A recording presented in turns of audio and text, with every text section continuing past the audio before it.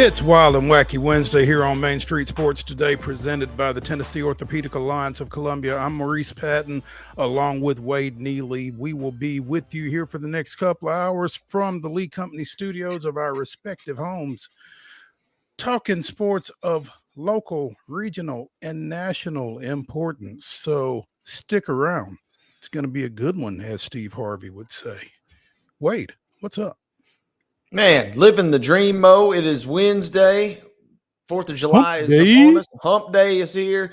Holiday is here. It's a million degrees, Well, I take that back. It's only 100,000 degrees. We've cooled off from a million, but man, vibes are high. Things are good. How is Mr. Mo this afternoon? I'm good, man. I've not been outside a whole lot. Went out, got the mail, came back in. Wasn't like oppressively hot, particularly for July 3rd. But it's coming. We've been here. We know. So it just kind of comes with the territory at this point. But looking forward to a couple of days off. Actually, Friday will be a best of Main Street Sports Today. We will not be live as we. Just logistically speaking, really doesn't make a whole lot of sense for us to take tomorrow off, come back Friday to do a live show.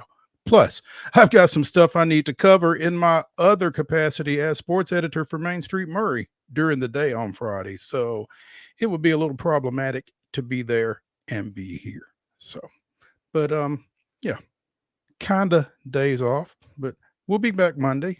But we're here, like I said, for this next couple of hours, and it's going to be fun. In the next hour, we will be joined by Nashville Sounds play-by-play announcer Jeff Hem. They are currently in Memphis, but tomorrow they will be at First Horizon Park playing the Memphis Redbirds. The old switcheroo. A little split series, if you will. 3 in Memphis to start the week, 3 here in Nashville to end the week. So, going to be an interesting week, and we'll talk to Jeff about the logistics of that after they've gotten used to 6-game series for, the bulk of the season, among other things. But Jeff will be with us at 3:20. In the next segment, we will be speaking with Heather Williams, who was out in Gladeville for the weekend, talk a little NASCAR, and see what her thoughts were about the way things went and that epic 5 overtime Cup Series race on Sunday night. So we'll be checking in with her. We'll also be talking some Braves, some Major League Baseball, some NBA, some interesting staff hirings, I guess, taking place here since we left you yesterday. Would have been good to kind of get Landon Seacrest's input on some of that, but Wade and I will have some thoughts, and so we'll get into those. And big game in the WNBA last night. Vegas and the Fever got together, and we'll talk a little bit about that. Big news out of the NHL as well. And again, it is Wild and Wacky Wednesday. Wade and I will close out the show with some of the weirdest, wildest, and wackiest news from across the globe. And I'm kind of looking forward to it. So yeah, I think it's going to be good, partner. We will set sail for 4th of July weekend here today. We'll do it in style with Wild and Wacky to close us out. Absolutely. And to open us up, let's go ahead and give everybody yesterday's results and today's schedule on the rundown. This is the rundown. Here we go, folks. Today's rundown is brought to you by Chip Walters of Exit Realty, Bob Lamb and Associates. The Blue Raider Voice also wants to be your trusted advisor in real estate. So contact Chip at 615-542-1915 or visit his website at choosechip.net. That's Chip Walters, proud to support youth sports across Middle Tennessee. Major League Baseball action of our interest from last night. Wade, it was a tough night for both of us as Toronto edged Houston 7-6, and the Braves dropped a 5-3 decision. They scored late. A 5-3 decision to the Giants. Memphis and Nashville played a shootout. The Redbirds getting a 3-run walk-off homer in the 10th to win that one 13-11. In WNBA action, it was the New York Liberty with a 76-67 win over the Minnesota Lynx. The Sky down the Dreambusters, 85-77. The Aces with an 88-69 win over the Fever, and the Washington Mystics edged the LA Sparks 82-80. That takes us into today's schedule and Major League Baseball action. A couple of evening games. Astros at Blue Jays kicking off at 6:07 p.m. Giants will be at the Braves tonight at 6:20. That game can be seen on Bally Sports South. The Nashville Sounds, as we mentioned, will close up their, road trip-ish at Memphis tonight. First pitch coming your way at 6 p.m. And in MLS action this evening, Nashville Soccer Club is on the road, taking on the Columbus Crew. The match will begin at 5:30 and can be seen on Apple TV. Should be a good one. More on that later in this show. And that, ladies and gentlemen, concludes today's schedule and the rundown.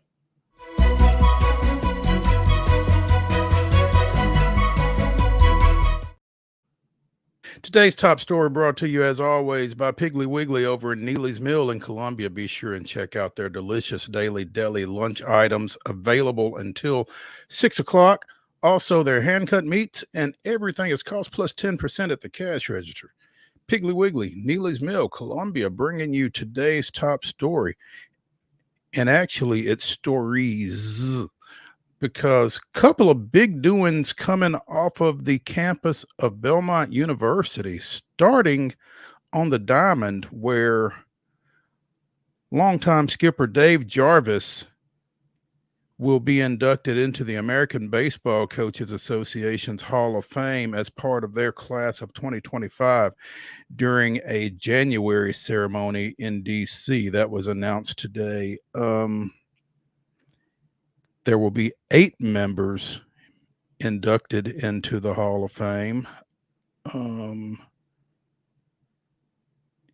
the other 7 are not in this release. That's unfortunate. Anyway, Coach Jarvis, 1,000-game winner, just finished his 27th year at Belmont. He has won more than 700 games there. In fact, 763 at Belmont, 1,067 wins over 36 seasons. 29 professional ball players have come through Belmont under his watch, including Guy Lipscomb, taken 151st overall by Cleveland in 2022. That's the highest draft pick in Belmont's history. Also, former Dodgers catcher Matt Beatty came through Belmont while Coach Jarvis was in charge. So he has had a fantastic career there, coming over there after 9 years at Three Rivers Community College over in Missouri, and spending some time as an assistant at Murray State. But great honor for Coach Jarvis, richly deserved. Good dude. Yeah, had a chance to cover a regional that Belmont was participating in many moons ago, and you could just baseball coach. We went through our most enjoyable coaches yesterday, and it wasn't a surprise that there were a lot of baseball coaches on there, because these guys are, man, they're fun to talk to, and they're always great interviews. And this is a well-deserved award, and it kind of even still feels like Belmont baseball doesn't get as much kind of recognition or props. I know there's some really great programs, not just obviously in Nashville, but now in the state, as we've seen with Tennessee bringing down the banner. So it feels like a very richly deserved award, as you so eloquently put it, because this is a guy that has given so much to that program for a long, long time and has done it at a very high level. Absolutely. Wade with the legwork there. Good job, bro. Joining Coach Jarvis in this 2025 Hall of Fame class of the American Baseball Coaches Association is New Mexico's coach Rich Alday, Pop Kittles from Florida A&M, Charlie Miggle. Is that what you take that to be? MIGL? We're rolling with it, baby. Okay, from St. Mary's University in Texas. Don Muramaru of Mid-Pacific Institute of Hawaii. High school coaches Dave Johnson from Ephrata High School in Washington State, Larry Turner from Owasso High School in Oklahoma, and Oh yeah, your boy. You can't escape this guy. I clearly cannot. I would never have expected to have discussed Jim Schlossnagle to the degree that we have over the past 2 weeks. But the new Texas skipper will also be joining Coach Jarvis in this Hall of Fame induction class. So, great group, great honor for Coach Jarvis. And again, congratulations to him. I'm sure everyone at Belmont is really excited just because, again, he is such a good guy, man. And he's such an ambassador for baseball across Tennessee and beyond. So this is great to see. Again, congratulations to him. Late last night, not long before I went to bed, actually, I was scrolling through Twitter as I am wont to do. Wade, what do Dalton Connect, Bronny James, and Grayson Murphy have in common? Well, prior to last night, I would have really probably struggled to come up with a connection there. Oh, but I see what you did there. Very But nice. now we kind of know a little more framework on this, right? Because it looks like Grayson Murphy is going to be teammates with those guys at least for a couple of weeks. At least for a couple of weeks. Former Belmont standout Grayson Murphy has been named or has been added to the Los Angeles Lakers roster for a couple of Summer League events, the California Classic in San Francisco next week and the NBA 2K25 Summer League in Vegas for 10 days following. So, that's huge for him, man. He's been over in Germany killing it and got on the right radar. So again, he will be joining Bronny James, first round draft pick Dalton Connect. Why do I recognize the name Colin Castleton, Wade?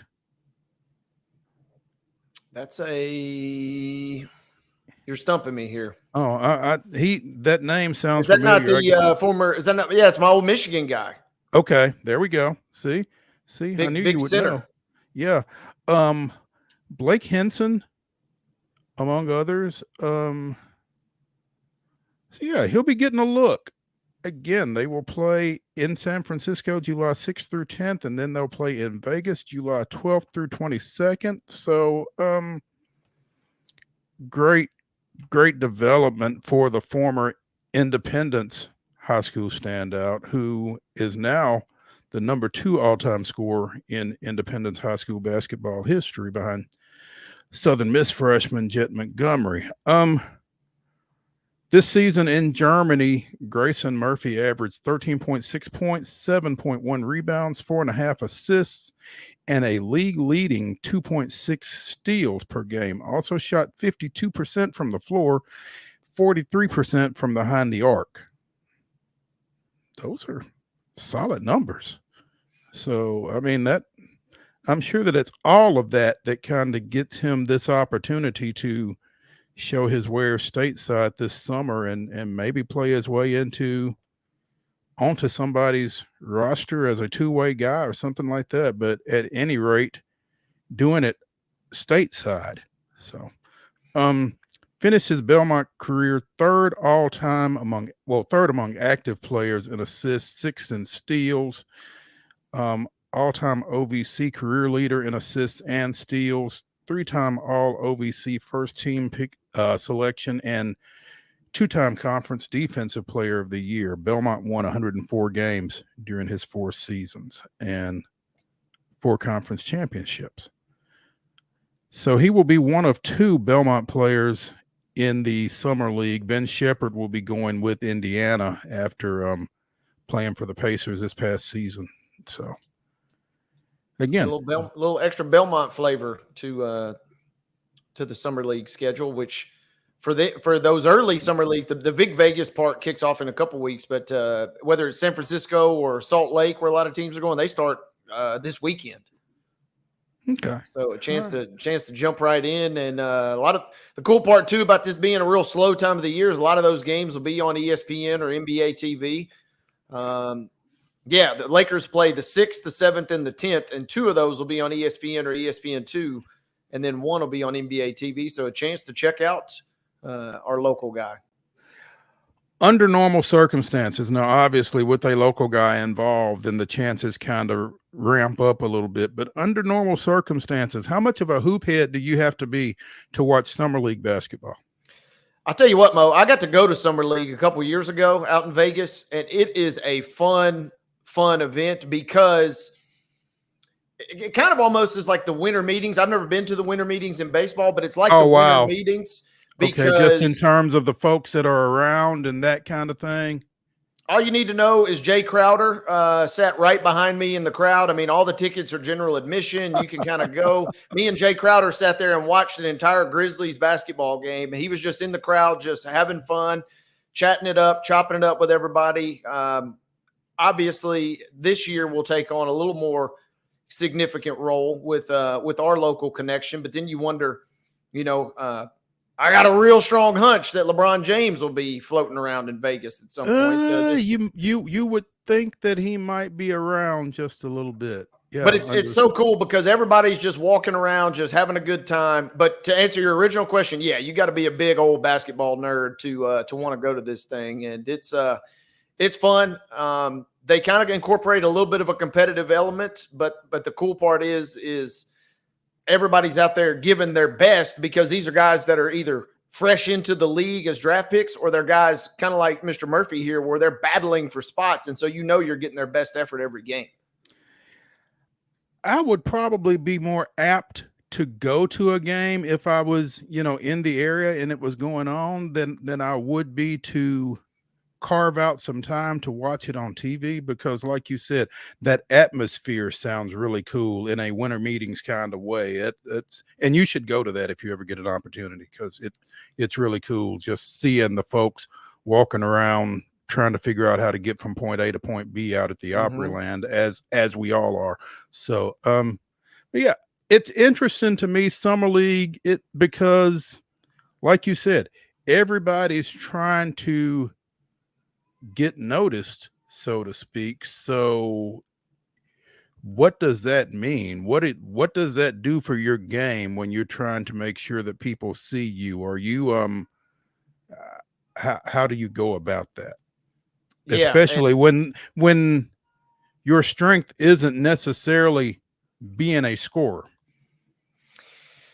Yeah, right. That's if you're not putting up, 35 points a game, how do you get noticed? And that's the $1 million question. And sometimes we see it every year. Some of these guys put on just shows. I think it was Josh Selby a couple years ago, the former Kansas guy. He had a off the charts, crazy, cool summer league when he was a member of the Grizzlies. And then I don't even know if he ends up making the roster. I mean, this thing is kind of a weird, inexact science. And the year I went, it was 2012, and the Grizzlies drafted Tony Roten, and he was tearing it up. And we're not talking about Tony Roten in the NBA today. So I'm not sure we talked about Tony Roten in the NBA in 12-13. So yeah, it was limited. So, but it is fun. It's a cool thing. And Grayson, like you made a great point. And maybe you don't even end the Lakers, throw them out of the equation. You may not even be playing to end up on the Lakers, right? You may be just kind of auditioning for somebody else that gives you a shot down the road. Absolutely, because everybody's going to see you. Everybody's watching every game. They've got video of every game. Teams know what they're looking for. And if it's not necessarily on their summer league team, then maybe they're looking for some other stuff as well. So I just think it's a great opportunity for Grayson to showcase the totality of his skills. Again, lockdown defensive guy, ball hawk, likes to get out in transition and can shoot it. And you'd like to think that shooting it never goes out of style, right? Yep. And as we'll discuss with the Lakers and their coaching staff, and has already been discussed with their coaching staff, they are going to look to shoot it a lot going forward. So It'll be fun to watch, man. I'm excited for Grayson. His brother played for us briefly at Martin Methodist, Mr. Patrick Murphy, and was a great standout in his own right. So the Murphy household has got some game, no doubt about it. And I know a lot of those folks in the Independence and Belmont communities are very, very excited to see what happens this summer. Absolutely. And there was a guy who wrote a book, Can I Keep My Jersey?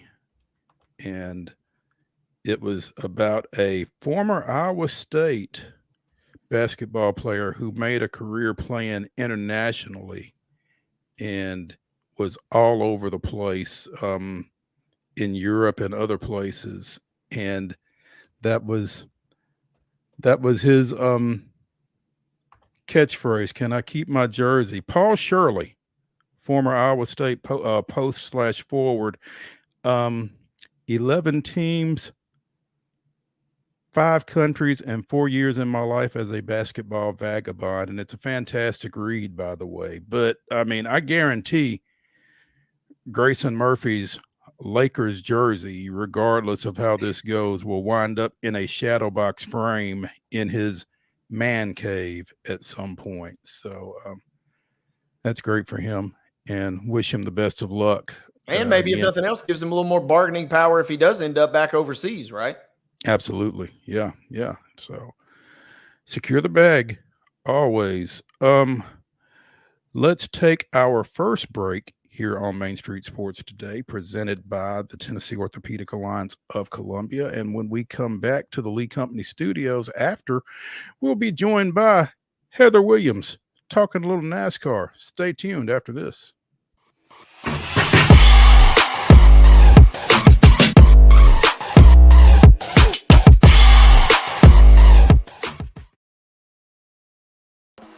Bluegrass Auction Associates is hosting another estate auction in White House, Tennessee on Saturday, July 20th at 10 a.m. Join Bluegrass as they sell the Judy Matthews Honeycutt Estate, conveniently located in the scenic Orchard Park subdivision. This beautiful estate includes both real estate and personal property, so everything must go.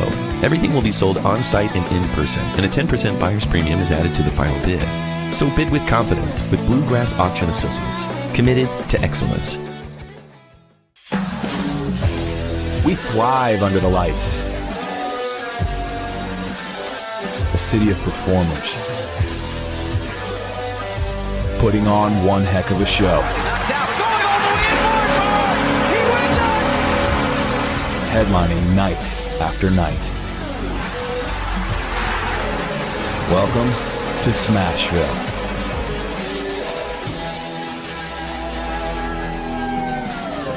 Whether you're an athlete or a weekend warrior, when it comes to your performance, don't settle for anything less than excellence.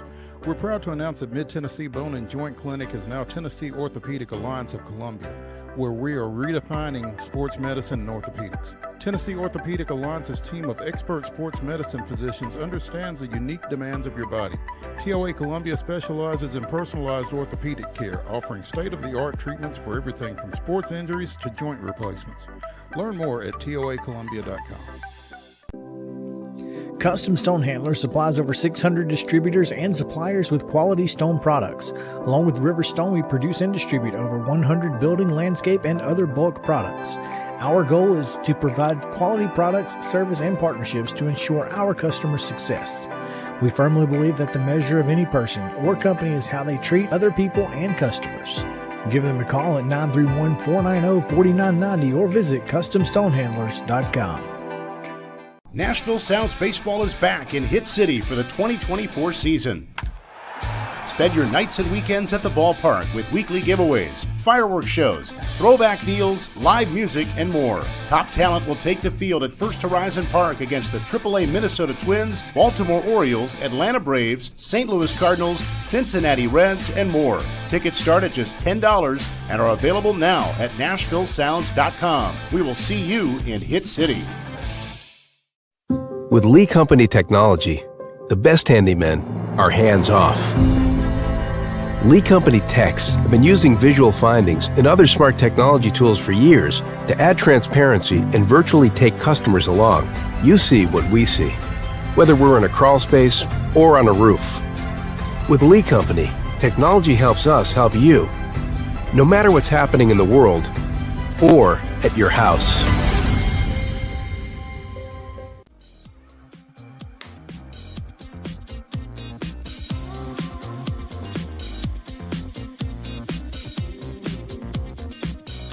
Wild and Wacky Wednesday continues here on Main Street Sports Today, presented by the Tennessee Orthopedic Alliance of Columbia. I'm Maurice Patton, along with Wade Neely, and we talked a little bit earlier in the week regarding the weekend out at the Nashville Super Speedway in Gladeville, particularly the Sunday night festivities, the late Sunday night festivities. But, you know, we couldn't discuss it quite in the manner that it deserved to be discussed. So we are bringing in our NASCAR expert, Heather Williams from WCYB TV over in Johnson City, who I guess has recovered from the weekend.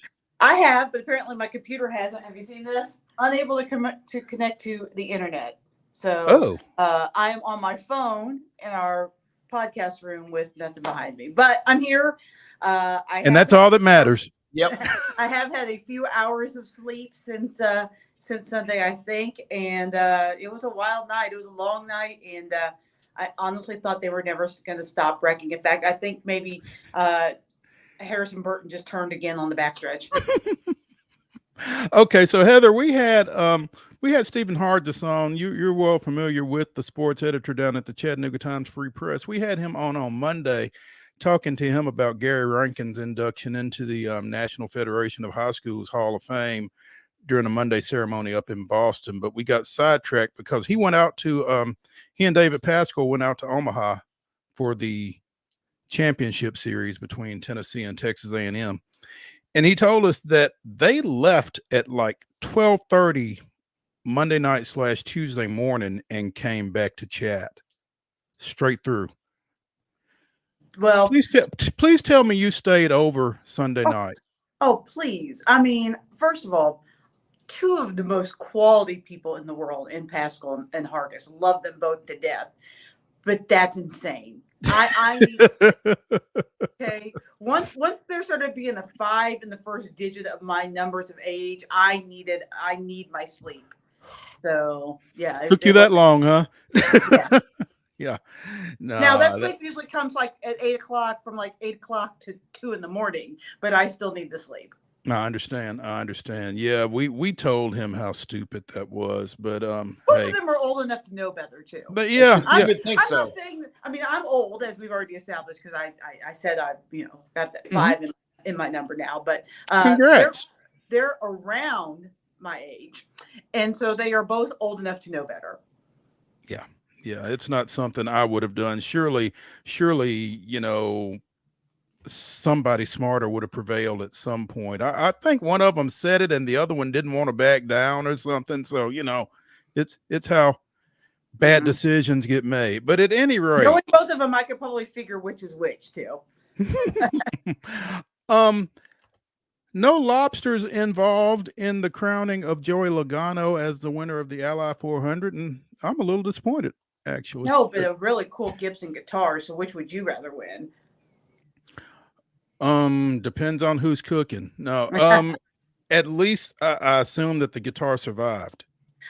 Yes. No, there were no Kyle Busch guitar crashing incidents like there were a few years ago. The guitar survived probably better than a lot of people did. It was hot, and then it rained, and then it was steamy, and then it was cooler, and then it was the race that would not end. A record 5 overtimes in the race, and it did start to get to the ridiculously sublime with the amount of people running out of gas and then pushing on each other and turning each other. It was entertaining. I don't think that I would want to see that every weekend and being on deadline too, it was making me a little bit insane, something that I'm sure you can relate to when you're, in a basketball overtime or something like that. But, it made the race really interesting because the guys that finished up top at the front started the first overtime towards the back. I think Logano was somewhere around 14th. There was people that were like 20th when the overtime began because they were the ones that stopped and got gas. Well, Logano didn't really stop and get gas, but some of the other people did.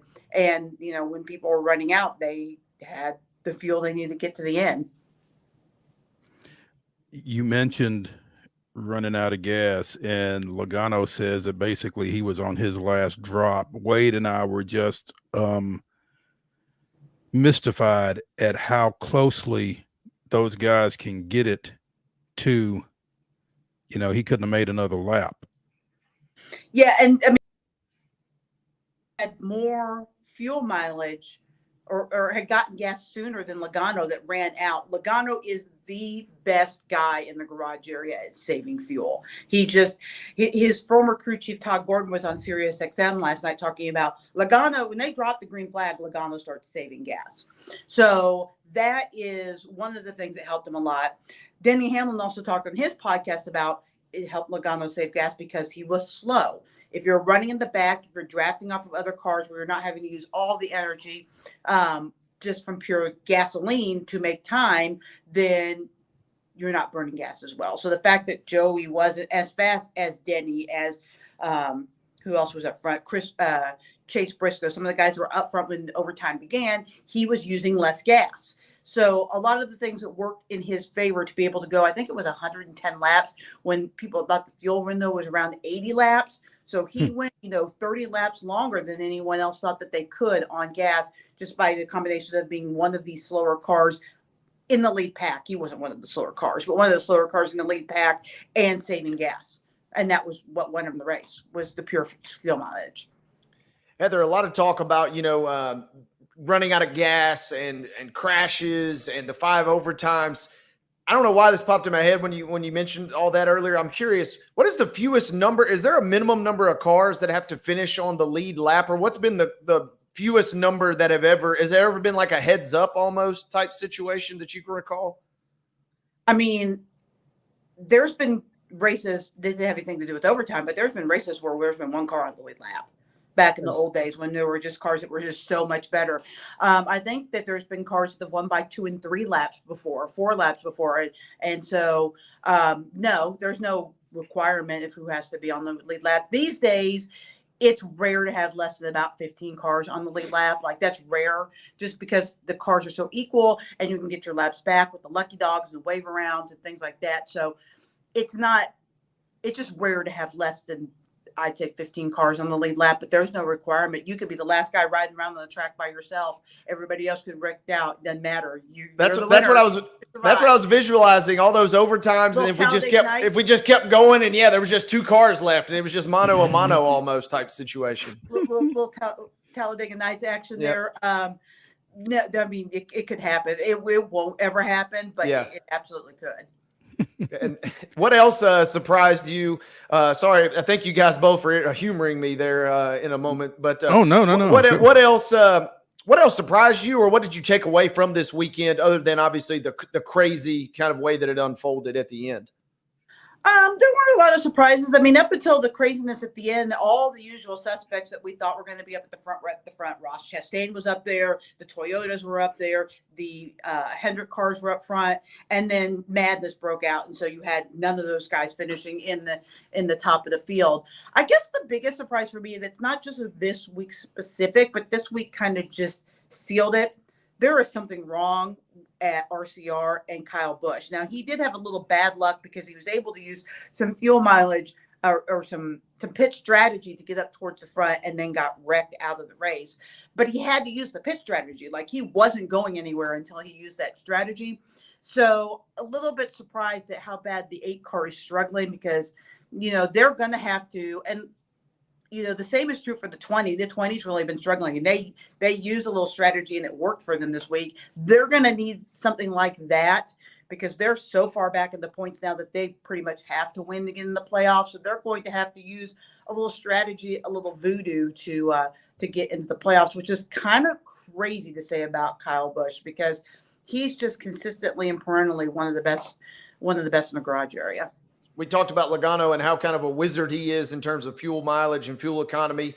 How big of a gamble was it rolling it to the end? Because if he doesn't win, I read, that he said that he would have finished in the 25th, as far as his future for the rest of the season now with the playoff situation. How big of a gamble was it in your mind? Were we really talking about just the thinnest of margins of him either finishing first or finishing, way in the pack? I mean, it was a gamble, but they're at the point, they were kind of at the point, they were in the playoffs. They were the last car in, but on points, but they were kind of to the point where they felt like they were going to need a win to get in. I think anyone 14 on back probably feels that way at this point, just because there can be new winners. So it was a calculated risk and it paid off, but I feel like they knew that was when they were going to have to take, because the best way to guarantee to be in the playoffs is to get a win. And after Bubba, Wallace was really the only guy that was close enough. I mean, if he would have run out of gas and Bubba didn't, Bubba would have passed him, but they were close enough in the points that Bubba was still going to be in his reach as far as getting him back on points. And with a couple of races coming up for Bubba, road courses specifically, that are not good races, he probably felt pretty good about the ability to catch back up with Bubba if necessary on the points. So it was a calculated risk, but not that big, because the reward was worth it and it paid off. High risk, high reward. Heather Williams from WCYB TV in Johnson City joining us here on Main Street Sports today, presented by the Tennessee Orthopedic Alliance of Columbia, as we talk a little NASCAR. I guess when you feel like you're going to need a win and you're that close to one, it does kind of bring out the high risk, high reward type scenario there. So it was worth the roll of the dice there. Yeah, for sure. I mean, they knew that it was going to come, and you're going to see other guys that are in that situation start to take more risk. I think you'll probably see, Bubba Wallace start to take those risks, because he's kind of the next guy, and Alex Bowman, who's now, I believe, the driver on the cut line. I think you'll see those guys start to use a little more strategy, to take a little more risks and do things when they were just simply trying to point their way in. They probably wouldn't do, just because I think, like I said, anybody from about 14 to, well, on back really, but realistically, there's some guys that probably can't get a win even unless something really crazy happens. But I would say between 14 and 20, you'll probably see those guys really, start to shake things up, just because they're going to need a win to get in at this point. The Cup Series moves to Chicago for this weekend. But Heather, before we do that, I am looking at NASCAR.com, and big news for Hendersonville's Josh Berry, huh? Yeah, he's going to the Wood Brothers, which I think is a really good move for him. He stays in the Ford camp. The Wood Brothers car is basically a fourth Penske car, which Penske is the top Ford team. They get all their support from Penske. And their crew chiefs come from Penske, their pit crews come from Penske. So if you take advantage of it, and this is what Brian Blaney did, you can win races and make playoffs in that car. And so the opportunity is there. He's going to have the same equipment basically as Austin Cindric and Joey Logano and Ryan Blaney.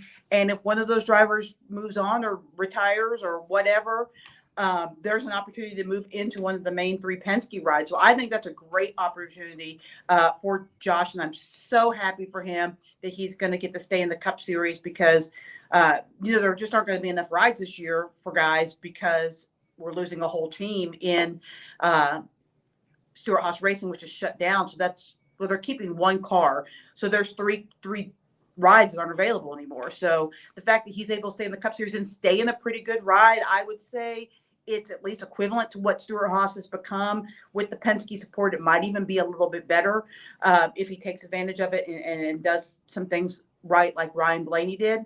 I think it's exciting for him.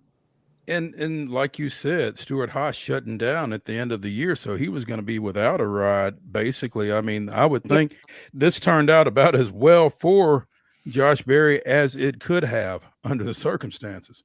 Yeah, it's probably, now that since his teammate Chase Briscoe went to Gibbs, it's probably at the moment the best available ride. You do have those two cars that are open up at Front Row Motorsports, but Front Row's not, I don't think, under the best circumstances, that the Front Row car is as good as the ceiling is on this Wood Brothers car. So I think he did well for himself. I think at the moment it's the best available ride. Now there are still potential rides that could open up, because there is the rumor of Trackhouse and 2311 both expanding. But at the moment, it's the best ride available, and I think he was smart to jump all over it.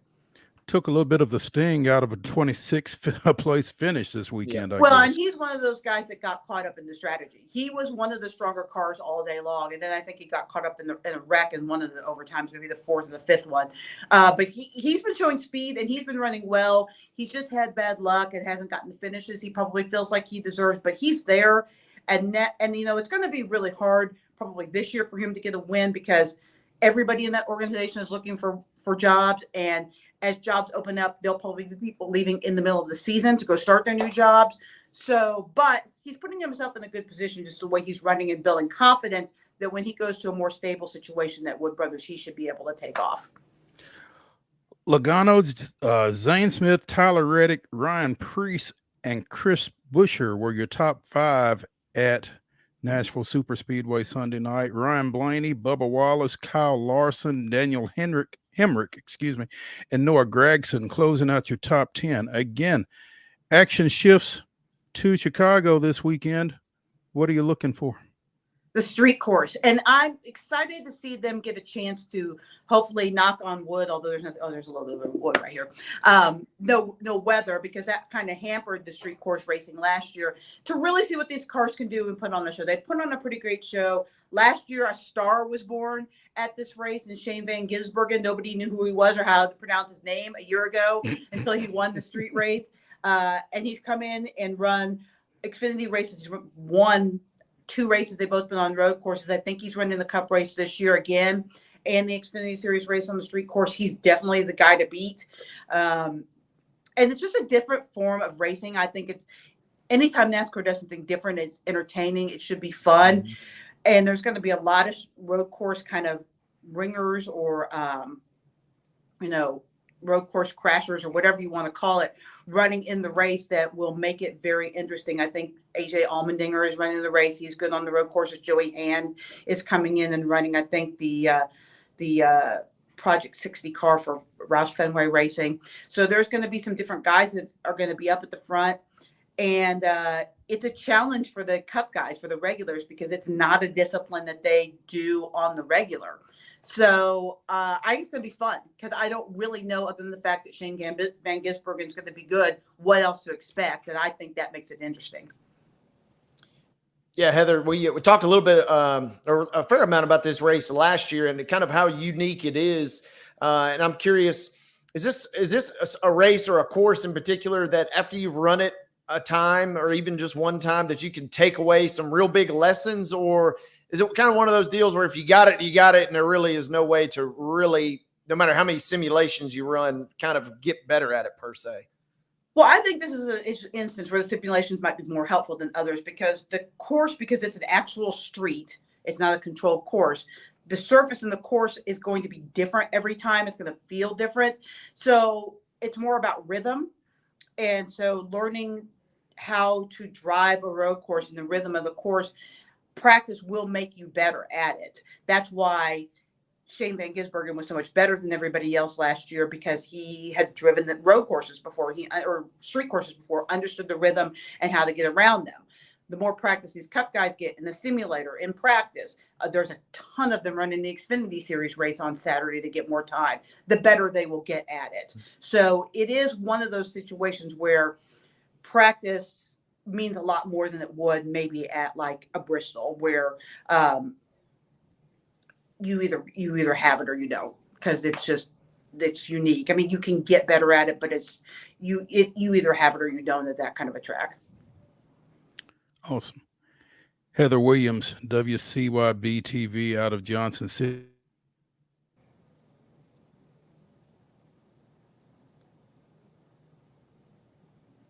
Racing knowledge, not just NASCAR, by the way, but we lean on her a lot for NASCAR. And Heather, we appreciate you taking some time with us. We will catch up with you next week. Sounds good. Talk to you soon. Thanks. When we continue on Main Street Sports Today, presented by the Tennessee Orthopedic Alliance of Columbia, we'll talk a little Braves, talk a little Major League Baseball, and talk about one guy in particular who is well worth talking about. We will get to that after this.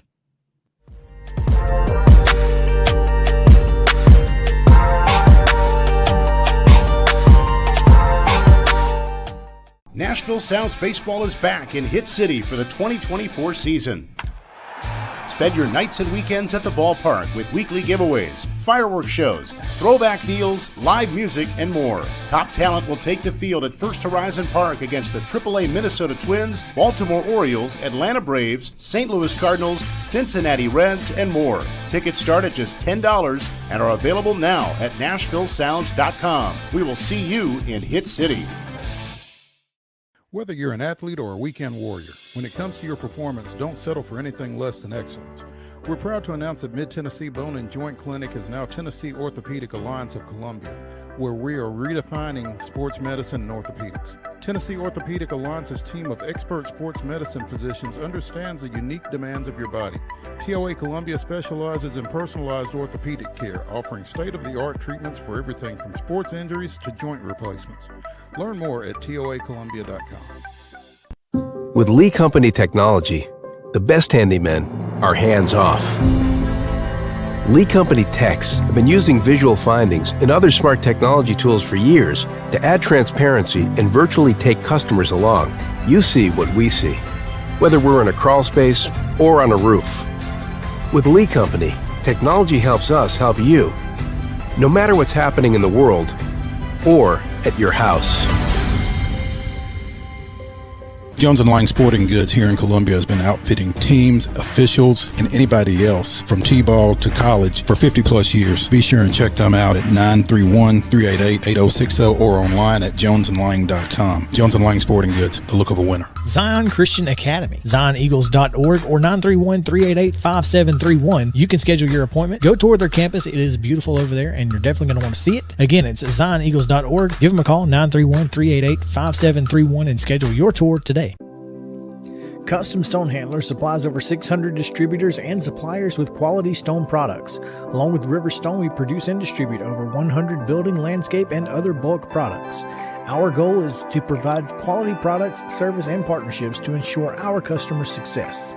We firmly believe that the measure of any person or company is how they treat other people and customers.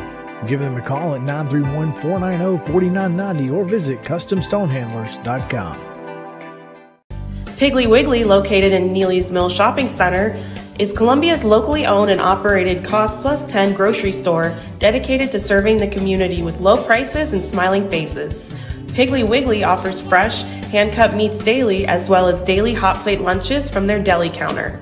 You're certain to see smiling faces and a helping hand when you're here at Piggly Wiggly. Come by and check out our fresh produce, high-quality meats, and more. Down home, down the street, we'll see you at the Pig.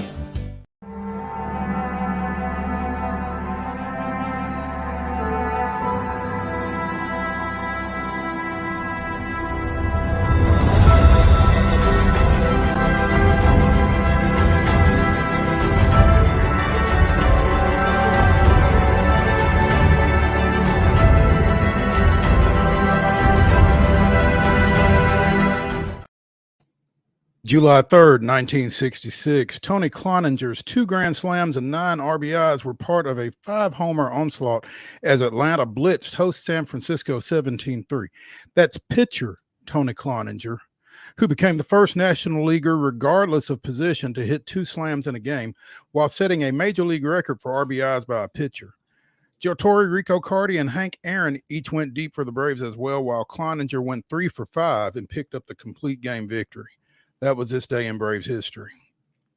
And what this day in Braves history tells me is that Major League Baseball schedulers are in a lather, rinse, repeat type rhythm, I guess, with the schedule, because the Braves are playing San Francisco this week as well. What's that? Almost 60 years later, they're just going back and rolling out the same schedule. I don't know. Now, things did not go quite as well for the Braves yesterday as they did in Candlestick Park in 66. Ronaldo Lopez only goes 4 1/3, his shortest outing of the year. Just really kind of struggled with his command, threw more than 100 pitches to get to that 4 1/3, but left with a no decision. Dylan Lee gave up the rest in a 5-3 Braves loss. Braves scored early on back-to-back home runs from Austin Riley and Sean Murphy, but didn't get a whole lot else until picking up a third run late. So tough night for the Braves against San Francisco. They go at it again tonight. 6:20 is your first pitch. Jordan Hicks, the former Cardinal, 4-4 with a 3.36 ERA, going for San Francisco. Chris Sale, 10-3, 2.79 for the Braves. So maybe they get right tonight. Chance to bounce back. Absolutely. Some good news, or a little good news, I guess. I guess everybody is represented in the futures game. The Braves representative will be Gwinnett catcher Drake Baldwin, who has really been on a tear for the Stripers 1P since coming up from AA Mississippi, hitting 306 in 16 games, with more walks than strikeouts. That's never a bad thing. So they've got a couple of guys down there that we may not see this year in Baldwin and in shortstop. And remember the name, Nacho Alvarez. Couple of guys that are going to be knocking on the door here pretty soon to come across town to Truist Park, and going to be interesting to see how that works for both those guys, because we mentioned Sean Murphy with the home run last night, Travis d'Arnaud, the other catcher. The Braves are pretty well set at catcher for right now, but they are sending one to the futures game, so see how that goes. And as Orlando Arcia's offense continues to regress to what some would tell you is the norm, there's a little bit more of a push for maybe Alvarez to get the call. I think they want him to stay down for the entire season. I think it'd probably be best for him, but we will see how that goes. If Orlando doesn't snap out of it pretty soon and doesn't get back from that abscessed tooth pretty soon. Yes, yeah, that just shoot me. Yeah. You know, he went out of a game one day last week with some dizziness, and I don't know if that was related to this. He came back and played some later last week, but has missed, I think he missed Sunday against the Pirates and missed last night's game. And I'm not sure what his ETA is from that, but you know, I don't think it's something that you really put somebody on the 10-day IL for. Yeah, that is not a good situation, but be interesting to see kind of how all that shakes out. Yeah. Abscess tooth, I wouldn't wish it on anybody. I've not had one, but it just does not sound very pleasant. The Brewers, not resting on their laurels. They are leading the NL Central by about 6 games, I think, but they went out and made a trade this morning, acquiring Tampa Bay right-hander Aaron Savali in exchange for a minor league infielder. Savali was traded last midseason from Cleveland to Tampa Bay and has not been great there, but it sounds like maybe Milwaukee see something they can fix with him. But at any rate, we were talking about high risk, high reward. This is kind of a low risk, low risk, high reward for Milwaukee, which is 51-35 overall, and again 6 games up in the Central. So if they can kind of reinforce the pitching, and their pitching has taken a little bit of a hit, as we've discussed here on this show, with guys like Robert Gasser being done for the year. But despite that, again, 16 games over 500, 6 up in the division.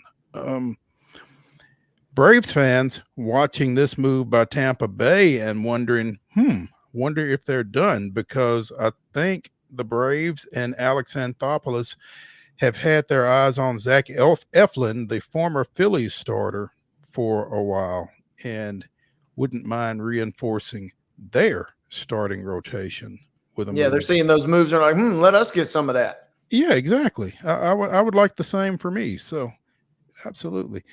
Aaron Judge, if the season ended right now, and I typically hate that phrase, but he would be your American League Triple Crown winner. Hit his 32nd home run last night in a loss to Cincinnati. But again, 32 homers, 83 ribs, and hitting .321. All three of those totals lead Major League Baseball, not just the American League. Yeah. Yeah, he is absolutely on fire. And I mean, we've kind of, we're never ever going to reach, the level that we saw with Prime Barry Bonds. But I mean, you're getting to the point almost about as close as you can get in the modern game where you're like, we don't know what to do with this guy. We've tried everything, and he is just mashing. And as much as we like to talk about the Triple Crown, I still don't think, it's so hard to pull off. I don't know. It really is. But it is fun to at least be able to have the conversation for sure. Here's another conversation to have. No one has had 400 total bases in a season since 2001. Judge is projected at his current pace to finish with 408. That's not bad. So, I'm not necessarily going to root for the Yankees. In fact, I'm not going to root for the Yankees, but I would not be bothered if Aaron Judge won the Triple Crown. I mean, I think it'd be great for baseball. I think it'd be really cool to see something like that. Be a really cool storyline, especially if the Yankees are going to continue to fade like they're fading right now. At least give them something to cheer about. That was one of the such a mythic feat growing up. We've talked about, baseball and nostalgia here the last couple of weeks with some of the all-time greats leaving us, unfortunately. But that's one of the, just all-time, just childhood mythic feats. And who was it? Miguel Cabrera did it a couple years ago, but other than that, it hadn't been done since the 60s, I think. So, I mean, anytime you can even have that conversation in earnest is really cool and exciting for baseball. Absolutely. One final note before we wrap up the hour. Former Columbia Central and former Middle Tennessee State pitcher Jaden Ham struck out 7 in 5 innings for Detroit's High A affiliate at West Michigan last night. He is 3-2 with a 2.16 ERA over 66 2/3 innings with 86 strikeouts. Whew. 86 strikeouts in 66 2/3, 17 walks. I don't know where Detroit's AA team is, but I think Jaden Ham is getting ready to find out. Yep. Keep your bags close by. Don't spread your stuff too far out in the hotel room, right? Keep your bags close by and keep your phone charged up. Absolutely. Mm-hmm. That's going to do it for hour number 1 here on Main Street Sports Today, presented by the Tennessee Orthopedic Alliance of Columbia. When we return to the Lee Company studios here on Wild and Wacky Wednesday, it's the grab bag. And again, it is Wild and Wacky Wednesday. So in our final segment of the day, Wade and I will be bringing you the weirdest, wildest, and wackiest news from across the globe. Be sure and stay tuned for that. But again, hour number 2 on tap after this.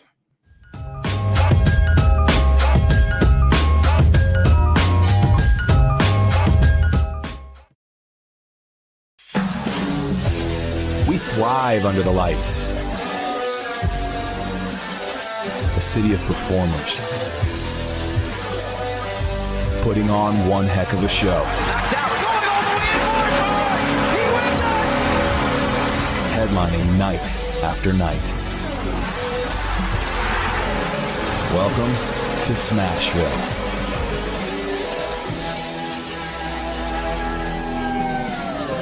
Whether you're an athlete or a weekend warrior, when it comes to your performance, don't settle for anything less than excellence. We're proud to announce that Mid-Tennessee Bone and Joint Clinic is now Tennessee Orthopedic Alliance of Columbia, where we are redefining sports medicine and orthopedics. Tennessee Orthopedic Alliance's team of expert sports medicine physicians understands the unique demands of your body. TOA Columbia specializes in personalized orthopedic care, offering state-of-the-art treatments for everything from sports injuries to joint replacements. Learn more at toacolumbia.com. With Lee Company technology, the best handymen are hands-off. Lee Company techs have been using visual findings and other smart technology tools for years to add transparency and virtually take customers along. You see what we see, whether we're in a crawl space or on a roof.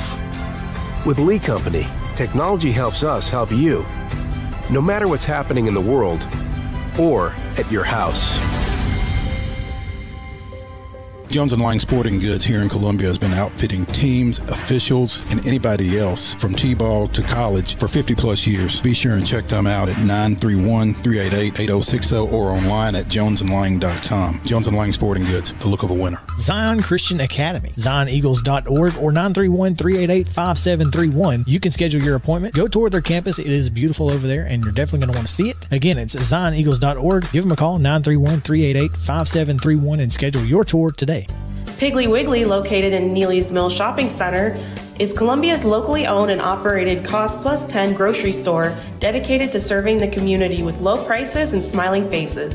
Piggly Wiggly offers fresh, hand-cut meats daily as well as daily hot plate lunches from their deli counter. You're certain to see smiling faces and a helping hand when you're here at Piggly Wiggly. Come by and check out our fresh produce, high-quality meats, and more. Down home, down the street, we'll see you at the Pig. Nashville Sounds Baseball is back in Hit City for the 2024 season. Spend your nights and weekends at the ballpark with weekly giveaways, fireworks shows, throwback deals, live music, and more. Top talent will take the field at First Horizon Park against the AAA Minnesota Twins, Baltimore Orioles, Atlanta Braves, St. Louis Cardinals, Cincinnati Reds, and more. Tickets start at just $10 and are available now at NashvilleSounds.com. We will see you in Hit City.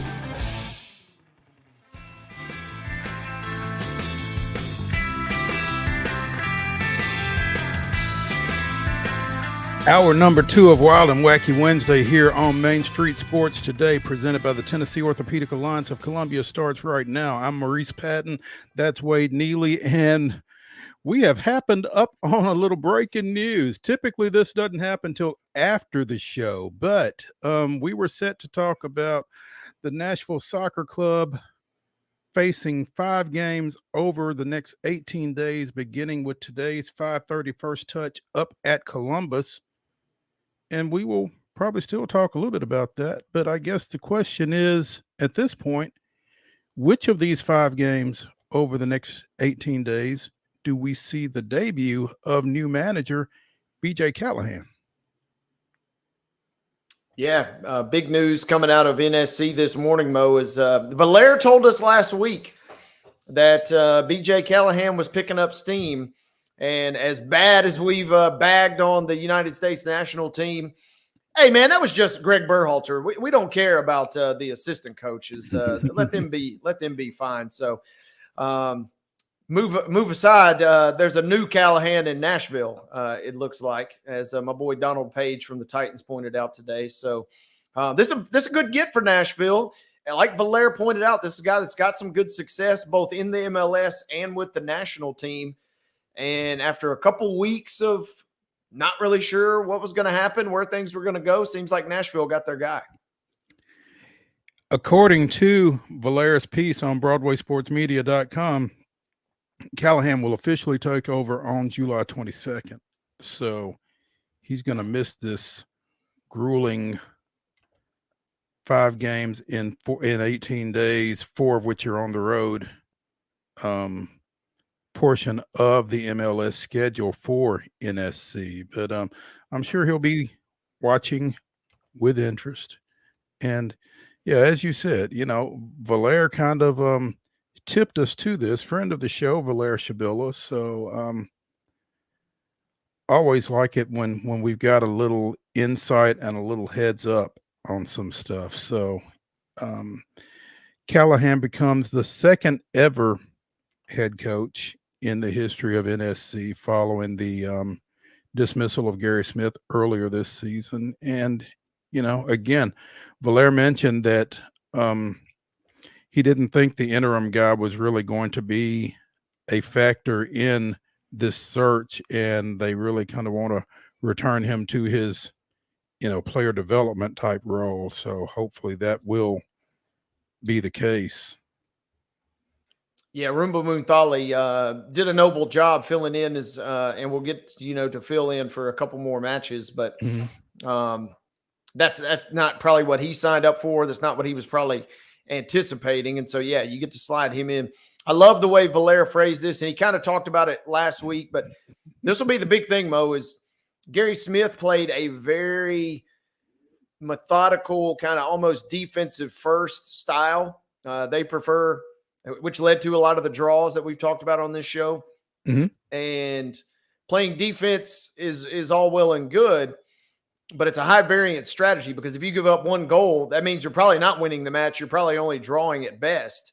Right. And we saw that kind of crumble the last the back half of last season, and then some of this year. Whereas on the other hand, Valera phrased it, the Callahan ball, almost this kind of, quote, energy drink soccer. So he's going to have a little more pressing.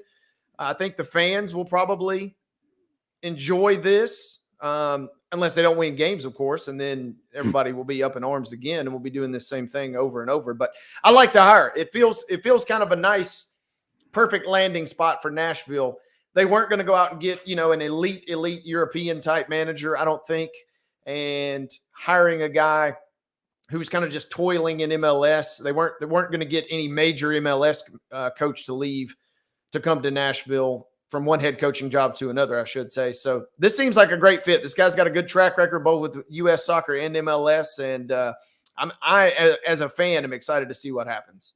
Wade, in terms of style of play, the conversation here reminds me a little of some conversations that we've had about the Titans in the past, reminds me of some conversations we've had about Vanderbilt football in the past. At least if you're losing 4-3 in soccer,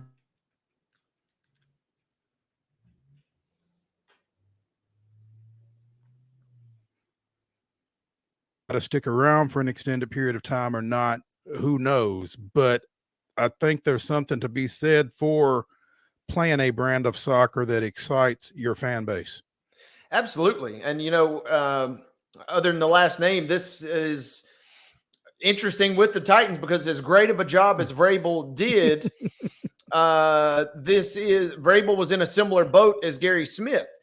The Titans were going to be competitive in every single game. And some games they would win that they had no business winning, and sometimes they would lose games that they had no business losing. And we saw that play out with Gary Smith in Nashville, and we're seeing it now with the Titans, at least on paper. We haven't seen any games yet. But if you're scoring points, at least you're giving yourself a shot. Now it's kind of up to your defense to at least mitigate the damage. And that's kind of what we're seeing for NSC as well. Again, if you give up one goal under Gary Smith, you're almost just resigned to a draw at best.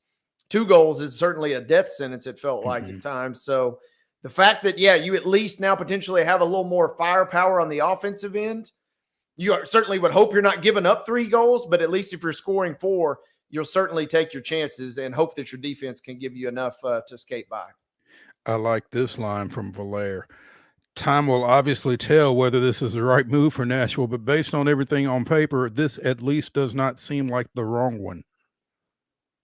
Yeah, this is a quality hire. And again, if the U.S. had not just gone out in embarrassing fashion, we'd probably be even more jazzed up about this. But you also wonder if BJ wouldn't have been available at that point. And quick point of that too is, as much as we've been bagging on the U.S., BJ was with the U.S.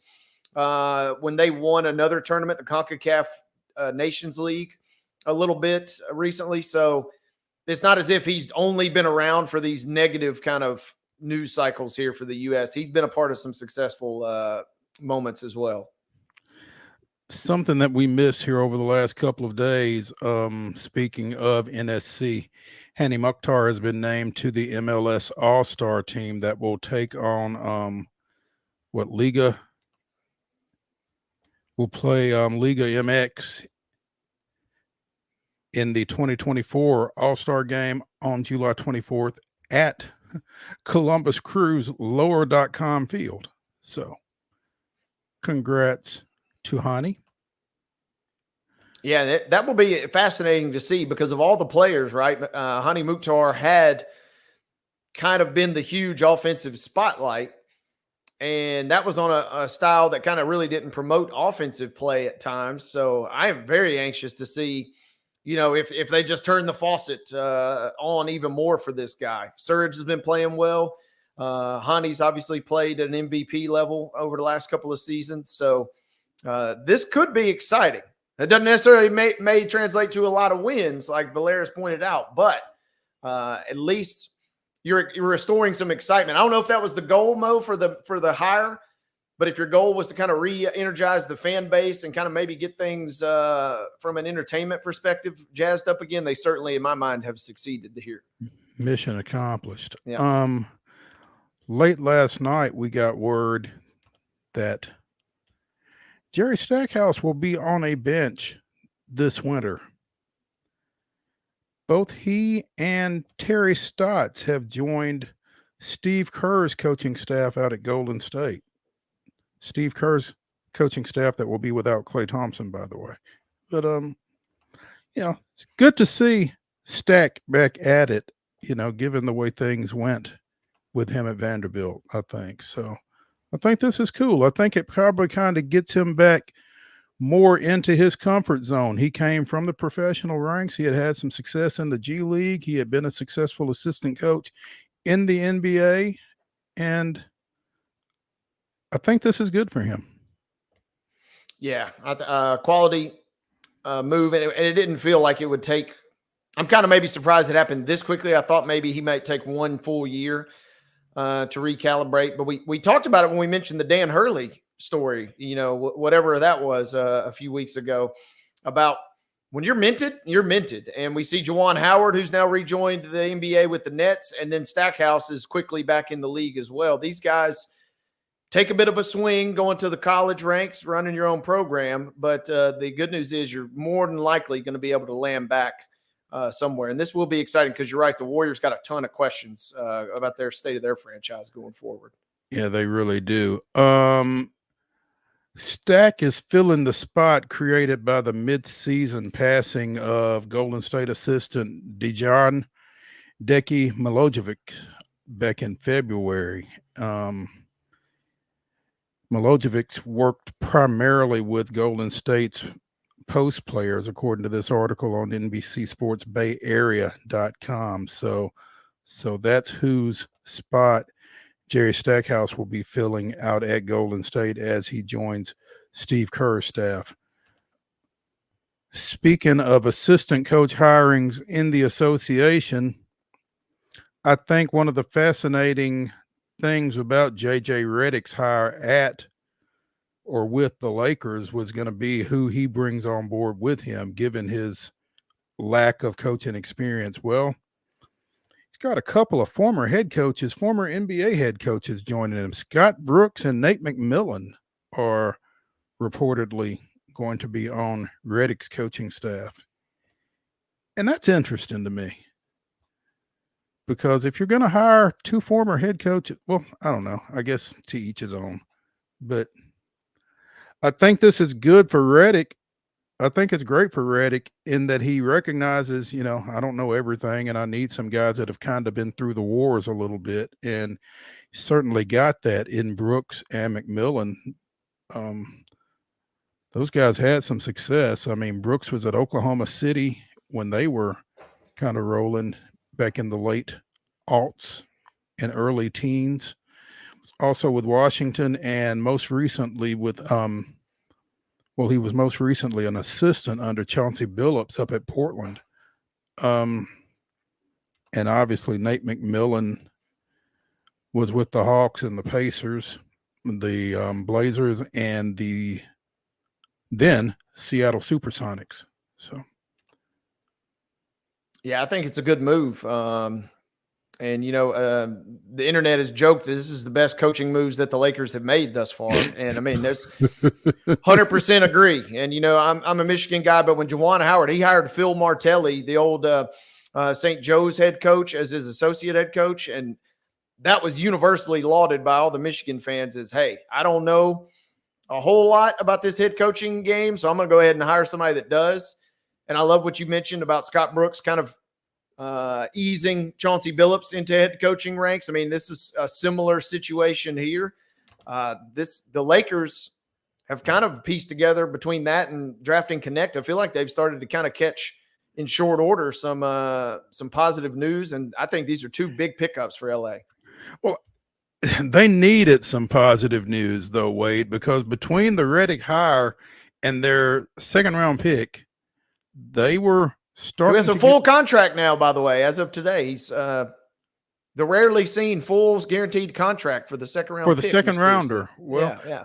I wonder if it has anything to do with the other contract that was agreed to. LeBron James has agreed to a 2-year, $104 million max deal with the Lakers with an opt out after the 24-25 season. Wasn't he supposed to take less money? I mean, that was what I immediately thought. All the chatter was that he was going to take less money to kind of help the team and kind of do a solid and get them going in the right direction. And so another solid bag grab. And that was the other great internet joke was who cares what Bronny's salary is because his allowance is more than what his salary is. So, I mean. You do wonder if he got a raise with his allowance after this deal. But no, according to this article on CBS Sports, written by Sam Quinn, the price here is notable because James had previously been open to taking a significant pay cut in order to give the Lakers the financial flexibility needed, blah, blah, blah. However, his willingness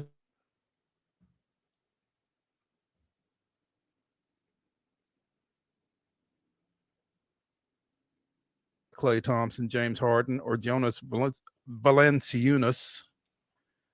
But the Lakers missed out on all of those and haven't been able to get on the same page with DeMar DeRozan.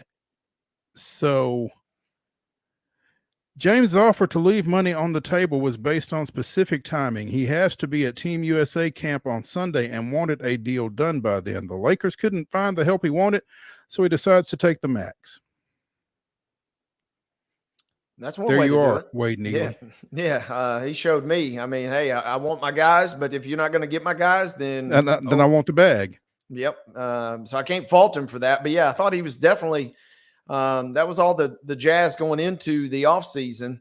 And it will be curious because you do get the vibe that they still want to make one more kind of move. And Klay would have been interesting, but man, he really took a step back this past year. And then James Harden, I don't know how much he was really considering leaving. Valanciunas would have been huge if they could have got him literally and physically, or literally yes. more so than anything, because that is a big, big body in the mold of Edie there. So the fact, the other interesting part too is, he's got a short-term deal. He's got that no trade clause. This seems like he's kind of locked in. It was interesting. And, everybody was making this joke too, is that, they got that team option for Bronny's contract. And it's almost like, well, his contract is directly tied to LeBron. If LeBron is dipping, guess what, Bronny, that 4th-year team option is probably not getting picked up, I don't think. I wouldn't think. Yeah. We talked yesterday while we had Chip Walters on about Alicia Clark going over the 2,500 point milestone for her WNBA career. Another member of the Las Vegas Aces hit a milestone last night. Kelsey Plum scored 2 points in her last outing. Well, she bounced back in a big way, going for a season-high 34 as Vegas defeated the Fever 88-69. And with that 34-point effort, she reaches the 3,000-point mark. In fact, I guess it was probably her last basket. She now has 3,002 points. So 6 threes for Plum, along with 6 rebounds, 5 assists, and a steal in that big win over the Fever. She's killing it and just rewriting. I mean, going to continue to just have an insane career. And this was wild, Mo, and I meant to mention it on a rundown yesterday. They moved that game. The Caitlin Clark effect is real, and they moved that game to T-Mobile last night. And for good reason. That was the largest crowd in since the late 90s early 2000s, maybe second largest crowd, I think, in NBA. 20,366 fans. There we go. I knew it was 20 plus. I didn't know the exact number. So good job. They're coming through. Yeah, that's it was raucous, but the Aces got the dub. Alicia got the dub. I mean, that's an all around good night for everybody then. Absolutely. Seattle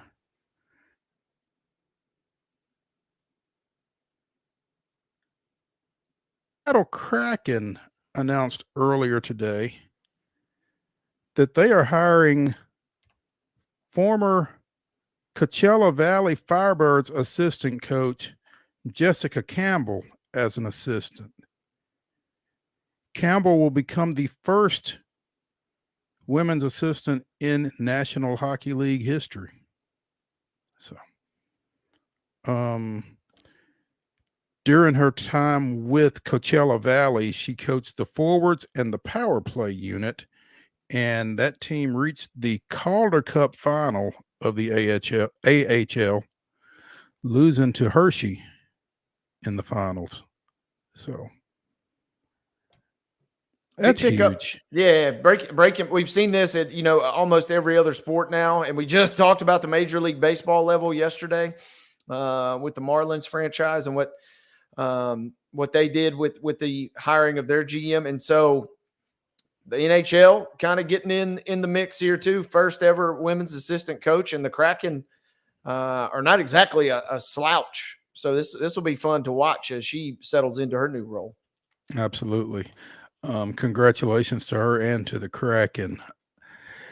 When we return to the Lee Company studios here on Main Street Sports Today, presented by the Tennessee Orthopedic Alliance of Columbia, we will be joined by Nashville Sounds radio voice, Jeff Hem. Stay with us after this break.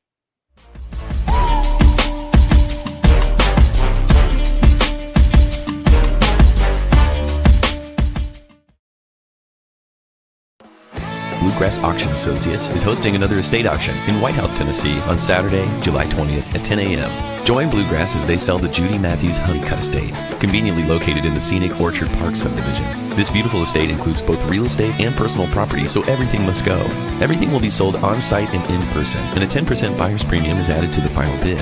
So bid with confidence with Bluegrass Auction Associates, committed to excellence.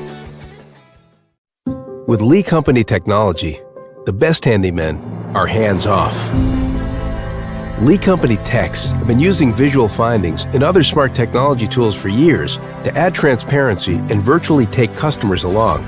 You see what we see, whether we're in a crawl space or on a roof. With Lee Company, technology helps us help you, no matter what's happening in the world or at your house. Piggly Wiggly, located in Neely's Mill Shopping Center, is Columbia's locally owned and operated Cost Plus 10 grocery store dedicated to serving the community with low prices and smiling faces. Piggly Wiggly offers fresh, hand-cut meats daily, as well as daily hot plate lunches from their deli counter. You're certain to see smiling faces and a helping hand when you're here at Piggly Wiggly. Come by and check out our fresh produce, high-quality meats, and more. Down home, down the street, we'll see you at the Pig. Whether you're an athlete or a weekend warrior, when it comes to your performance, don't settle for anything less than excellence. We're proud to announce that Mid-Tennessee Bone and Joint Clinic is now Tennessee Orthopedic Alliance of Columbia, where we are redefining sports medicine and orthopedics. Tennessee Orthopedic Alliance's team of expert sports medicine physicians understands the unique demands of your body. TOA Columbia specializes in personalized orthopedic care, offering state-of-the-art treatments for everything from sports injuries to joint replacements. Learn more at toacolumbia.com. Custom Stone Handlers supplies over 600 distributors and suppliers with quality stone products. Along with River Stone, we produce and distribute over 100 building, landscape, and other bulk products. Our goal is to provide quality products, service, and partnerships to ensure our customers' success. We firmly believe that the measure of any person or company is how they treat other people and customers. Give them a call at 931-490-4990 or visit CustomStonehandlers.com.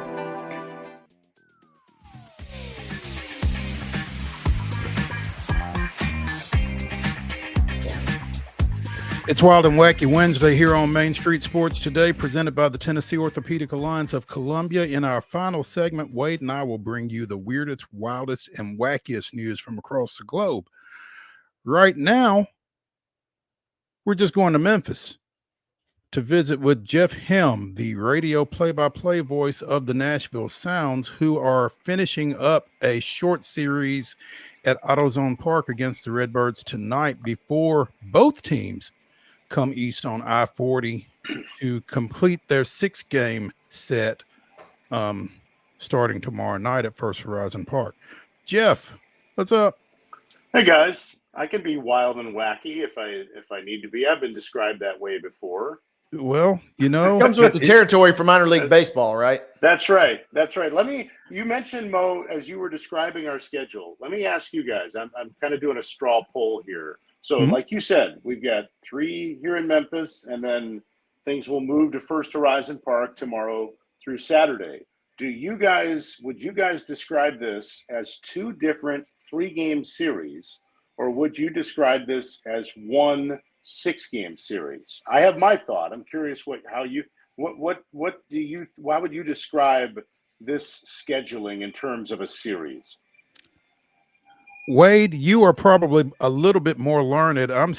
I'm going strictly off my gut, but you are a guy who comes from a sports information, media communications type background. What is your thought on that? I go 3-game series only in the sense, I mean, you're playing at different ballparks. I mean, that just is kind of. I thought that too. But when you play the World Series or the National League Championship Series or any kind of a playoff series, there is a change of venue. I thought the same thing initially. I was like, well, these are 2 different 3-game series. But then I'm like, well, wait a minute. You know, you're playing the same opponent 6 games in a row. I know this doesn't really matter, but this is like on the air. I'm trying to describe this like is tonight game 3 of a 6-game series, or is tonight the series finale? And the more I kind of talk myself through the topic, I feel like it's one 6-game series. So it's interesting that you said it the way you did, Wade. I said it like that, but I'm also now seeing your side. And from a broadcasting standpoint, if I was on air, I probably would want to, now that you're saying that, have it just for the framework, if nothing else, because you guys are so used to that routine that you don't want to slip up and say, well, this is game 2 or this is game, 6 or whatever. I feel like the continuity would help you on air. Yeah. I think in our game notes, it's going to get treated as one 6-game series, but I don't know where one would go to find like any kind of an official ruling on this from the media relations overlords. But to me, I'm thinking of it as one 6-game series with a change in venue. And that's where the rub comes in, because I tend to agree with Wade's initial assessment. I would tend to think of it as 2 3-game series. And I think the difference between that and, a playoff series or a postseason series is that it is a playoff series or a postseason series. And I would probably just describe it as game 3 of a 3-game home set for the Redbirds, and I'd kind of bail on it like that. But yeah, I can certainly see both frameworks, both characterizations, and it's an interesting conversation, and just goes to show you it's never dull when we got Jeff Helm on.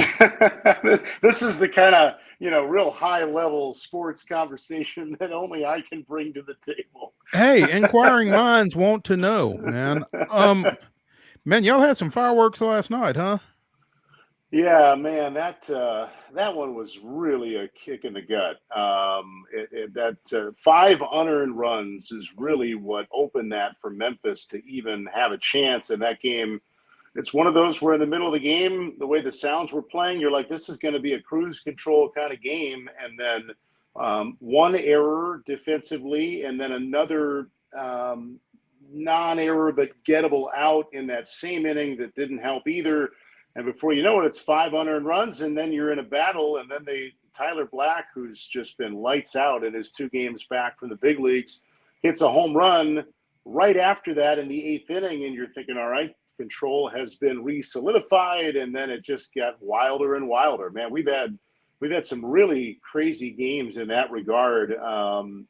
Last night reminded me of the Wednesday day game last week in Jacksonville, where it was just back and forth, and just one of those nights where I'm like, are we in Albuquerque? Are we in Salt Lake? Is this an old Pacific Coast League game where the ball is flying at altitude or something? Because it was all offense in that game too. The Sounds won that one, but last time, man, that was a tough pill to swallow. But hey, beauty of the game is there's probably one the next day, and that is no doubt the case tonight. And these guys, especially at AAA, when there's so much that can be part of the mental hurdles that you've got to deal with. These guys have the shortest memories, I think. Like it's impressive, and it never ceases to amaze me. They are never high on a win, and they are never too low on a loss, because A, there is a game the next day, and B, there's so much going on. A lot of times players don't even know a lot of the different stats and standings and records that I might be talking about on the air. These guys they're very good in their job at compartmentalizing what they need to think about. And I would imagine, 20, 30 minutes after last night's finish, they were on to tomorrow, because that's kind of what this game demands. And I think that's a lot of the reason why it's such a compelling game. You threw a lot out there. And, yeah, my brain is processing right now. But no, I mean, it's the one thing that I wanted to go to was five unearned runs. I'm sure really got under Rick Sweet's skin. It did, and I know the defense has been a topic this year for him, especially on the infield. And the irony of it is that the error last night was by shortstop Freddie Zamora, who has really solidified this infield since he got here in the middle of May. Because Rick Sweet, we got so spoiled 2 years ago with Bryce Terang every day at shortstop. And Rick Sweet has multiple times over the years to me described it as Bryce Terang is a shortstop. And what he meant was a lot of people can play shortstop, but are they shortstops? And Freddie Zamora is a shortstop, and he came up from AA in the middle of May when the Sounds had been putting a lot of different guys who can play shortstop at shortstop but aren't true shortstops.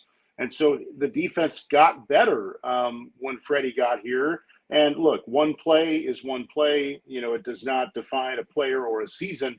But I'm mindful of that like these unearned runs piled up last night on an error by a guy who's been terrific defensively and has allowed other guys to be in a more natural position because he can play short. And he just made a mistake on a ground ball starting off the inning. And little did we know at the time that it spiraled. But overall, the defense has gotten better, especially on the infield in the last month and a half. And Freddie's a big credit to that. But you're right, Mo, that Rick Sweet he's talked about the defense. That if there is one thing that has been very top of mind for him and the coaches this year, it's try to get the guys better defensively on the infield. And that has happened, even if last night makes it feel like it hasn't.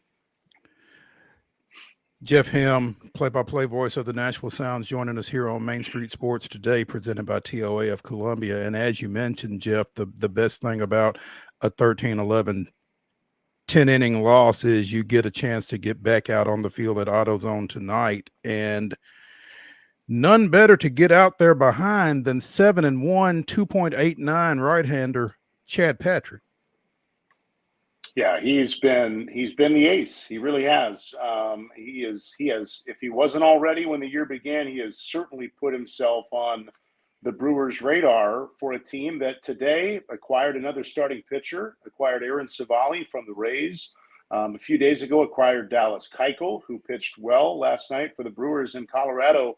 They need all the starting pitching they can get up there in terms of depth, and Chad Patrick is in that group. And sometimes it works out this way that they might go outside the organization and bring in a veteran versus calling up a young guy. They've already called on so many young guys this year, and they will continue to. But I think the idea of getting a solidified big league starter to help their rotation up there was very appealing for the Brewers. And I'm sure they're not done here in the month of July because they're sitting atop the division, but with a rotation that's just had all kinds of different injuries. And so you look from within, And we've already seen Aaron Ashby go up a little bit. We've seen Carlos Rodriguez go up a little bit, and Chad Patrick is in that group. And he deserves an opportunity. When will he get it? I don't know.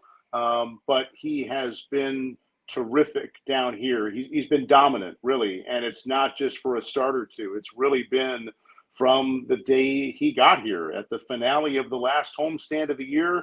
He was supposed to be at AA. Things got shuffled around. A spot opened up at AAA. He was the guy they called on, and he has not only pitched like he wants to stay at AAA, but he's pitching deservedly of a big league chance. And we'll see if that comes anytime soon. But the old be ready, he is showing that he is ready if they have a need that fits what he can do. Absolutely. Wade and I have talked ad nauseum regarding injuries at the major league level, particularly of the pitching variety. And, Robert Gasser is out for the year for Milwaukee. They have, to be 51-35 and to be 6 games up in their division, they have really dealt with a lot of guys that aren't available and aren't going to be available for a while. So to be able to go out and get a Savali and to have a Chad Patrick here kind of waiting in the wings is great stuff. And when you guys get back to First Horizon tomorrow, it's DJ Hall going tomorrow night. It's Carlos Rodriguez, who you mentioned, on Friday, and then friend of the show, Garrett Stallings, wrapping up the series on Saturday. So there's more arms where those came from, I guess. No doubt. And I mean, Stallings was brought in a trade. Patrick was brought in the offseason in a trade. Rodriguez was drafted and developed. Ashby was drafted and developed. So, look, you're right. Injuries, it feels like injuries are happening more often just across the game, especially on the pitching side. And the Brewers have been tested. It's why the opening day roster is one thing, but then it's like, talk to me at midseason and let's see what that opening day roster looked like. And the Brewers are without Brandon Woodruff all year. They knew that was going to be the case. They've lost Gasser. They've lost Wade Miley, both to Tommy John surgeries. They traded Corbin Burns. They did. They traded Burns. And one of the guys they got in return is the guy you mentioned, DL Hall, who is also hurt, but pitching better and better on rehab. And he'll go tomorrow. And I think what is an important outing, because he went 62 pitches his last time. And that was the most he'd thrown since he got hurt with the Brewers back in April. So I think they're trying to figure out, okay, can DL be a starter? Can he be a reliever? And both of those, I think, are on the table right now. But they got him along with Joey Ortiz, who's played an all-star caliber third base for the Brewers at the big league level. Those were the two they got for Corbin Burns. So no doubt they traded Burns, and then the Brewers are pretty good at making sure they get some return when they're going to deal a guy like that. And they still don't have their all-star closer, Devin Williams, until after the all-star break. And so it's to me, it's very impressive what the Brewers have done and are doing, considering all the injuries. And I know any team can show you a list of names of injuries, but the Brewers have had a lot, and they've had some pretty prominent names miss time. And the name, like you mentioned, of Burns getting dealt, and yet there they are with a fairly hefty lead atop their division. It's pretty remarkable, especially, I think, from the outside looking in. Jeff, as you guys get ready to return home, 2 questions. Number one, with the way this series, singular series, as we've established, it sounds like earlier, with the way it's kind of going to play out, but it's also being so unique, how will your game plan, or how will your routine be affected? How will the team be affected? And then number 2, I got to know, how many 4th of July or Independence Day references do you got or trivia do you kind of got just sitting in the back pocket for tomorrow night? Yeah, it's a good question. It's definitely a unique part of the schedule. It's funny too, because for years, and Mo knows this from covering the Sounds back in the day, like the old Pacific Coast League schedule, you'd have one off day a month basically. And now we're used to having every Monday off, but this week, because of the way the 4th falls, it has created 12 games in a row without an off day. And we're enough removed from the old schedule format that it's like, oh man, 12 in a row without an off day, when like this used to be commonplace years ago. So, we went from Jacksonville having a Sunday night game, actually flew to Nashville and bussed to Memphis because of flight logistics were better to do it that way. Long story that short, hurts. that's just what the team did. There are some reasons for that. There was no curfew put on the game. Jacksonville did not want to move up the start time, so that is what it is. But anyway, so the guys that played Sunday in Jacksonville then played Monday night here in Memphis with some overnight busing, and it'll be a late night tonight into tomorrow for them, and they'll play tomorrow night, like you mentioned. It all balances out. There'll actually be a Sunday off day this weekend and a Monday off day. So they'll have back-to-back off days, then play next week against Iowa. Then it's the All-Star break.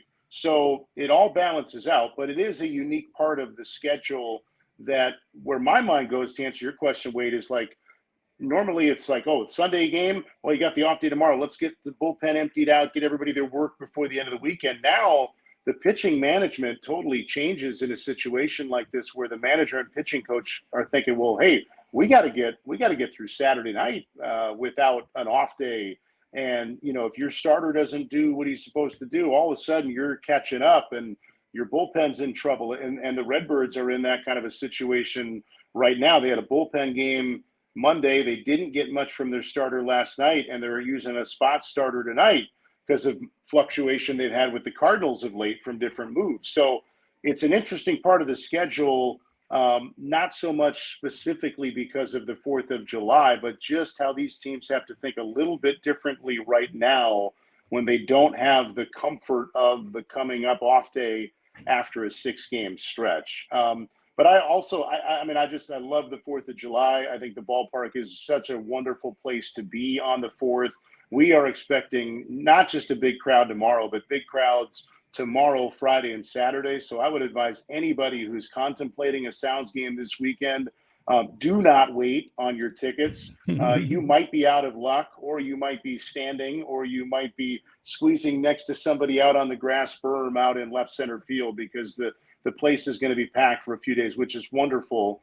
And, just being in Nashville at home against the interstate rivals on the 4th of July is a pretty cool thing. So I'm looking forward to kind of the energy that will provide. And I think I know the players feed off that kind of stuff. There should be a good crowd tonight here in Memphis. They don't draw here the way they used to, not even close. So that an energy in the park tonight and energy coming up the next few days in a stretch where there hasn't been an off day, not that the players are asking you to cry for them, but like they're in a grindier part of the schedule than they normally have. Big crowds help get those juices flowing a little bit when you're looking for something as a player, I think, for a little pick-me-up. So it's going to be a fun next few days in Nashville for that. Following the second half of this 6-game series with Memphis that will be played at First Horizon Park, and the 2 off days on Sunday and Monday, the Sounds have a 6-game series at First Horizon Park against the Iowa Cubs, which will include Margarita Night on Saturday, July 13th. And I'm sorry, Margaritaville Night. Yeah. And the Sounds had an interesting model for the hats that they will be giving away on Margaritaville Night.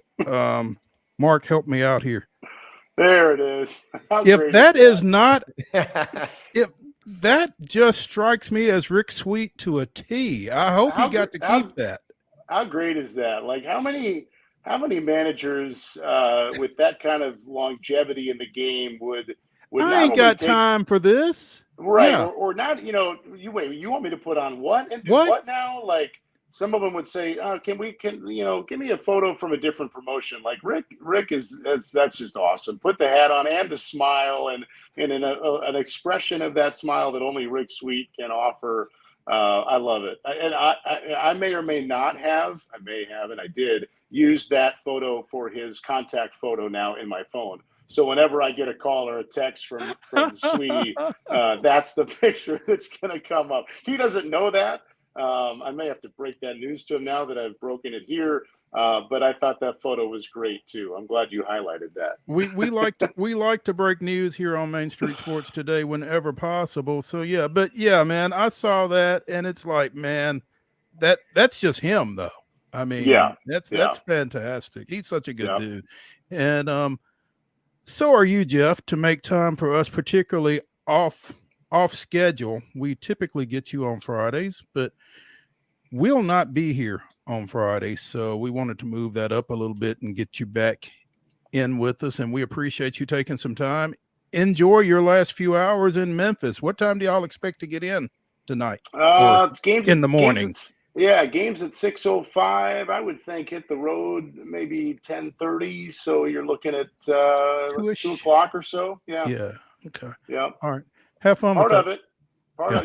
We will. Part of it. Hang with them as always. Yeah. All hey, right. At least it's a 6-game series and not 2 3-game series. There we go. I'll talk to you later, man. Thank you, Jeff. All right. See you. All right.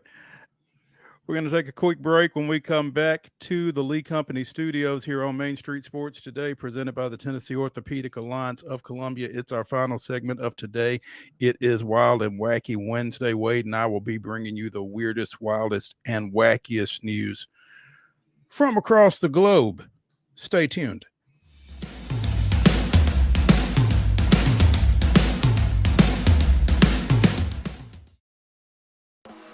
Bluegrass Auction Associates is hosting another estate auction in White House, Tennessee on Saturday, July 20th at 10 a.m. Join Bluegrass as they sell the Judy Matthews Honeycutt Estate, conveniently located in the scenic Orchard Park subdivision. This beautiful estate includes both real estate and personal property, so everything must go. Everything will be sold on-site and in person, and a 10% buyer's premium is added to the final bid.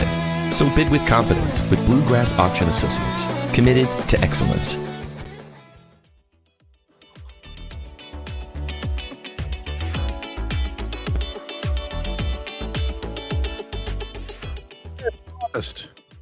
It's the final segment of the day. It's Wild and Wacky Wednesday here on Main Street Sports Today. I'm Maurice Patton. That's Wade Neely. And we are going to bring you the weirdest, wildest, and wackiest news we could find from across the globe. And we got lucky because anytime we can marry sports and wild and wacky, it's pretty cool here on Main Street Sports Today. So, and we had NASCAR and minor league baseball on the same day. So, I mean, so I mean, wild and wacky, I don't know what does, right? We're already pretty wild and wacky. This is just going to kind of put us over the top. But let's start out in the heartland, specifically Lincoln, Nebraska. Wade, you are a native Tennessean, as am I. We have heard about the body farm up at the University of Tennessee and the myths about there being skeletons underneath the playing surface at Neyland Stadium. There is no truth to that, but skeletons for their forensics studies were kept. The Forensic Anthropology Center at the University of Tennessee remains were kept not under the playing surface, but very close to the Neyland Stadium structure. Well, a regent at the University of Nebraska trying to create revenue streams suggested building a columbarium. I hope I'm pronouncing that correctly because I'm not familiar with the word, but suggested building a columbarium under the football field where departed fans can have their ashes inurned. And I don't know. Okay. Yeah, I mean, her fellow regents laughed at the proposal at a recent meeting, but Barbara Whites acknowledged she made her pitch lightheartedly, but didn't think any proposal should be dismissed out of hand, with the university facing a $58 million budget shortfall. The price for niches where cremation urns are stored could vary depending on location, with a spot under the 50-yard line or end zone sold at a premium. Revenue would go to academics. One thing I know best about Nebraska is how much the football team and the volleyball team mean. We really do love our sports teams and follow them everywhere. It's part of being a Nebraskan. So why wouldn't being buried under the field be a great way to be close to your team forever? So it was a kind of combination of needing money, talking about ways to get it, and then trying to say, let's use our imaginations. I'm thinking a couple things on that, Mo. I'm thinking, number one, we just talked about how the Big 12 is, open to selling naming rights for the conference, and how schools are desperate for revenue streams. I mean, that is one avenue. And then I was also thinking that nobody that's really alive has seen Nebraska football in any sort of real prominence at this point, as crazy as that is. So, I mean, it kind of almost seems, like a perfect and fitting memorial or tribute, right?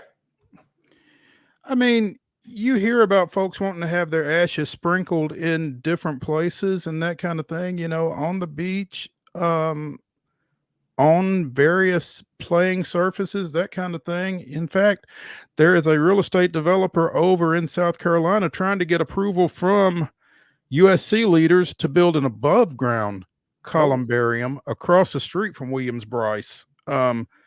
Came up with the idea in 2016 after buying land adjacent to a popular tailgating area, and he called White's idea brilliant. Said if he builds his columbarium, a portion of the proceeds would go to the South Carolina Athletic Department or to a collective that pays Gamecock athletes for endorsement work.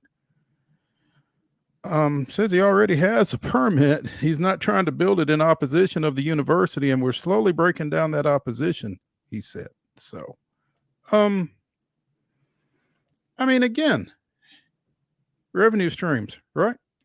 Got to get creative. Them NIL deals are expensive, folks. So we gotta come up with something. You want Nebraska to be back in the national spotlight? This is your chance to make a donation in a different capacity, I suppose. Regent Paul Kenny of Kearney said he found White's proposal somewhat entertaining but impractical. He said her idea is not in his top 1,000 for possible budget solutions. And then, a dead on arrival, right? Yeah, exactly. Exactly. As our news outlet told us there. That's. Hey, I do like the fact that she's like, let's turn over every rock and see what we can come up with here. And hey, throw enough stuff against a wall, something will stick. In Alton, Illinois, about 25 miles north of St. Louis, there is a soccer field that is off limits because a giant sinkhole swallowed up part of it. The field is built on top of a limestone mine, and it caved in last week. Oh, goodness. Yeah. Apparently no one was on the field, no one was injured, but the whole sudden formation showed a soccer field light pole disappearing into the ground. Oh my goodness. Along with benches and artificial turf at the city's Gordon Moore Park. Yeah, we're showing just holy cow. I guess they had surveillance cameras at first that caught the actual break. Good Lord. That's unreal. That's not because they're getting ready to start a new fundraising project. No, that it won't be accessible from the actual playing surface. But yeah, holy cow! And apparently, the entire park is built over top of this limestone mine, so they've got to figure out. So the whole thing could be in trouble. Yeah, exactly. They don't know how the sinkhole will be fixed. Or if the sinkhole will be fixed. But engineers and geologists will most likely be involved in determining the stability of the ground and surrounding area. That's good. Yeah. I think that's a really good idea. Yeah, imagine if you've got a tournament coming up there like in a couple weeks or months. Had a tournament coming up yeah, there. even when they just first repurpose it, knowing that the rest of it is under there, it's like I'm not setting foot out there. Come on now. I don't want any part of that. Oh my goodness. Wade, I got to tell you,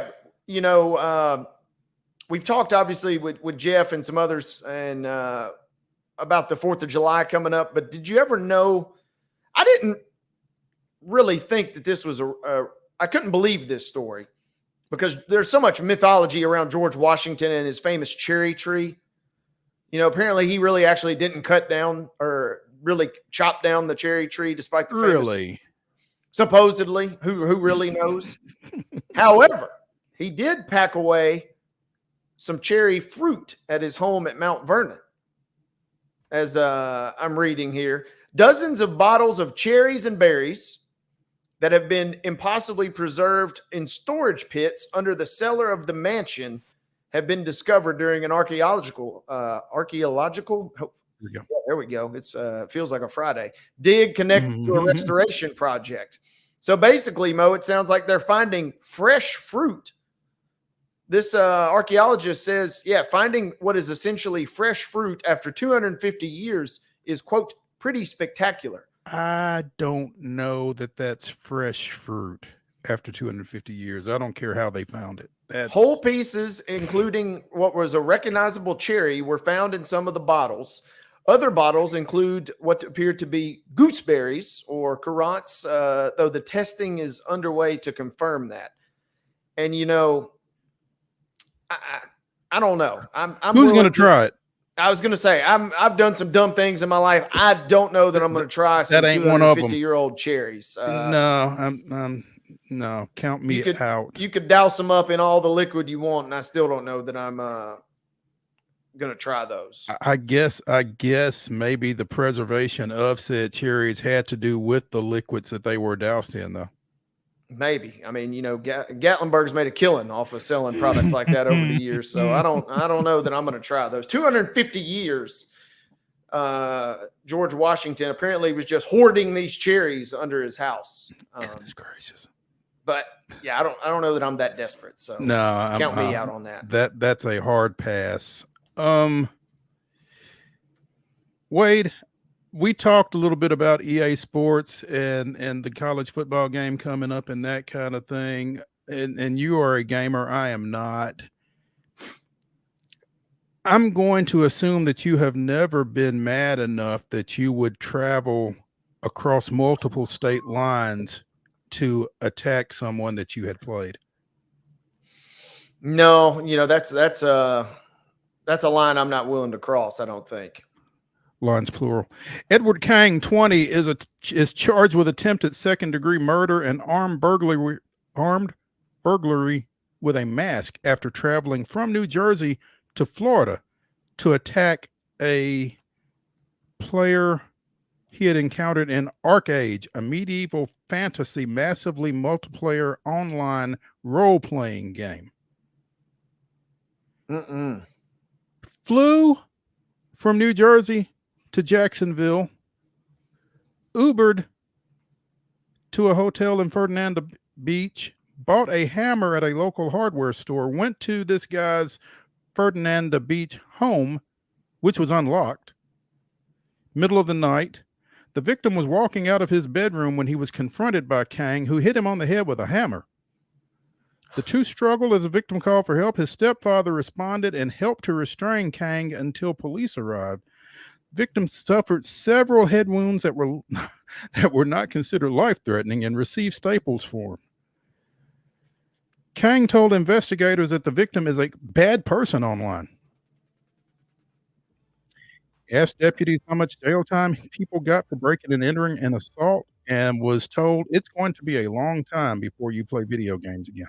Yep, you're in timeout on the games. Yeah.